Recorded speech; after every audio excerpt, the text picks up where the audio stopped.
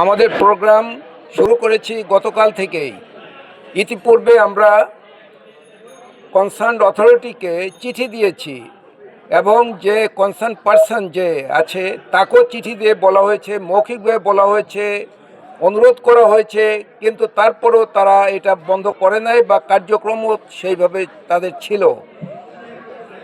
এই পরিপ্রেক্ষিতে আমরা বাধ্য হয়ে সেক্টরের বাসীদের স্বার্থে আমাদের দায়িত্ব এবং তার প্রতি আমরা সজাগ হয়ে যে আমরা এটা যেভাবেই হোক বন্ধ করব। এখানে আমাদের একটা আবেদন হলো সেক্টরবাসীদের প্রতি, যাদের বিল্ডিং এখানে ভাড়া দিচ্ছে তাদের প্রতি আবেদন যে তারা যাতে এই ধরনের অবৈধ কার্যক্রম পরিচালনা করতে না পারে সেই জন্য আপনারা বন্দোবস্ত নেবেন, ব্যবস্থা নেবেন। ব্যবস্থা হলো এই যে আপনি দেখবেন যে আপনার ট্রেড লাইসেন্স আছে কি না। ট্রেড লাইসেন্স যদি না থাকে তাহলে ওই ব্যবসার জন্য তাকে এখানে দেবেন না। এটা হলো ফার্স্ট পদক্ষেপ। এবং তারা